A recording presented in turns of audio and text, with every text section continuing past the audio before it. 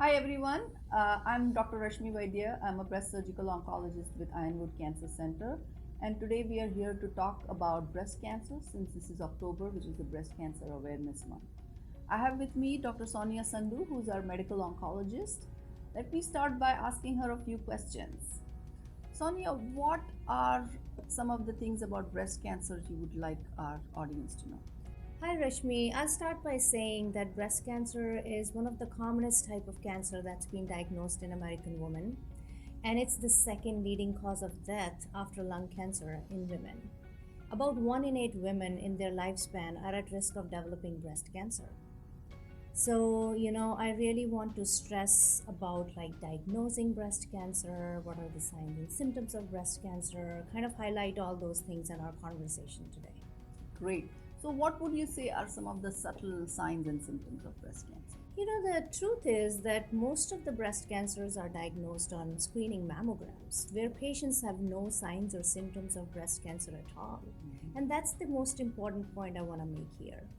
But yes, patients do present with symptoms. They can present with a lump in breast, they can present with redness, dimpling of the skin, nipple discharge, changes in their nipple.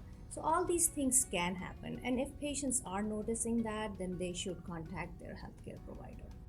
Great. So, what about screening mammograms? When is it recommended that we start them? That's a very good question. Screening mammogram should start at age 40 for an Mhm. average risk woman.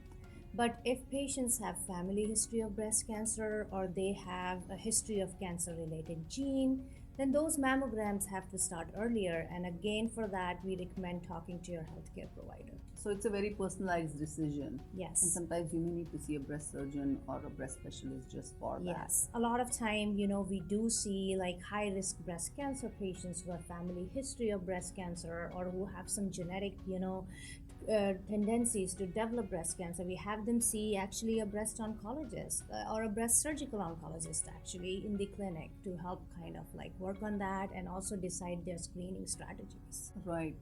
So, what are the different types of breast cancer, and are they all managed differently? So, first thing about the diagnosis of breast cancer, the good part about breast cancer is like even if you're diagnosed with breast cancer, majority of the cases are still curable. Mhm. And the reason I say that is because breast cancer can get diagnosed at an earlier stage where it has not gone and spread out of the breast. So we can actually manage it with like local treatments like surgery, radiation.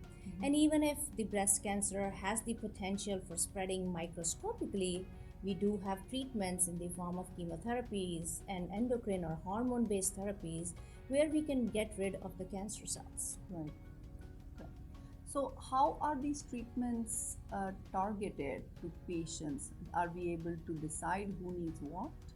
Yeah, so there are different subtypes of breast cancer with different biology. So, what we do is whenever a diagnosis of breast cancer is made, every patient's treatment is more personalized based on the type of cancer they have and the type of cancer biology. So that means really it depends on a lot on the individual patient characteristics, maybe their other diseases that they have, their personal, biases, and also the tumor biology and what you all think that the patient can tolerate as a team. Absolutely. Everything is personalized. Everything is based on your type of cancer, your cancer biology, what is the patient's comorbidities and stuff like that. So each treatment is very very personalized. And we here like we want to know you as a person, and not just as a disease. So Right. that's our goal. Exactly. That's great.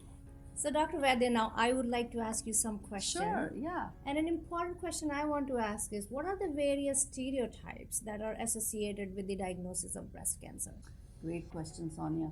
The biggest stereotype is that the patients feel that when they are having a biopsy, a minimally invasive biopsy, whether it's ultrasound guided or stereotactic, that the biopsy itself, when it's going through the cancer, the needle is going to spread the cancer everywhere in the body.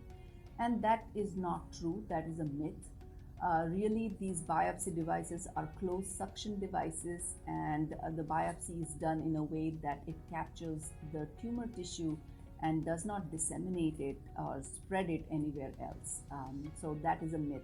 And it is, in fact, the most useful thing we can do minimally invasive biopsies instead of surgically removing a lump to figure out what it is so that we have a definitive plan before we take any patient to surgery. Great.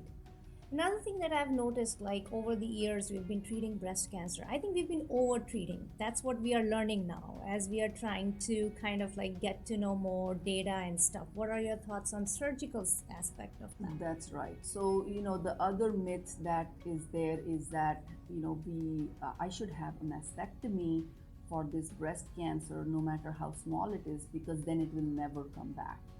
So what has happened, initially we started with radical mastectomies, the Halstedian radical mastectomies, and then we started realizing that less is more. And we had a lot of NACBP trials where we found that lumpectomies were really the same in terms of survival as mastectomies. And so, yet here we are at a point where people seem to be wanting to do more surgically, like taking off not just the breast with the breast cancer, but also the other breast, because they hope to minimize their risk of the cancer coming back in the affected breast and to ever get a new cancer on the other breast. So there are some myths associated with this, and the issue is that the local recurrence, which is the chance of the cancer coming back in the breast, with a mastectomy is low. We agree with that. But with a lumpectomy followed by radiation is also equally low. So while there is a minimal difference of the cancer coming back in the breast, whether it's with a lumpectomy or a mastectomy, there is no difference in your survival, meaning the chance of how long you're going to live, how well you do with the outcome after the treatment of the breast cancer. That part never changes. So when people are choosing for a very small volume disease, when they are choosing a mastectomy, they are maximizing how much they are doing surgically in the hope that it will never come back. So the local recurrence is minimized. However, the systemic recurrence or the chance of the cancer coming back anywhere in the body is still the same, which is, for a period of 5 years, anywhere from 8 to 10%. And that figure never changes whether we do a lumpectomy, which is taking out the cancer with some normal tissue, versus mastectomy, taking off the whole breast. So that equation does not change. And what can sometimes happen is when we get carried away with doing too much surgery in terms of doing mastectomies for both sides and then doing reconstruction, there can be complications that then delay any other steps in treatment of that cancer. And that can have a very detrimental effect on their overall outcome and survival, because it is not just one big surgery that's gonna make the outcome excellent. It is the sequence of different treatments that are required, such as surgery followed by maybe radiation, maybe there will be chemotherapy or anti-hormonal therapy, that when done in a timely fashion sequentially is what's going to keep the cancer away or keep it from coming back. So that is something that needs to be understood, so that there is not a desire to radically do something surgically. Now, that being said, there are some people who would benefit from mastectomies, and those are the ones that we would say you medically are indicated to get a mastectomy. And these are the people who might come with cancers in both breasts at the same time, or multiple cancers in one breast, and they are wanting to have a mastectomy. And indeed, if there are multiple cancers in one breast, we would be recommending a mastectomy, because trying to cherry pick these tumors would lead to an increased risk of it coming back. Other types of people who benefit from mastectomies are those with very high penetrance pathogenic mutations like BRCA1 or BRCA2. When these patients get diagnosed with a breast cancer at the same time, then their risk for getting new cancers in the breast is upwards of 30 to 40%. So, they are sort of then just waiting for the next cancer to happen.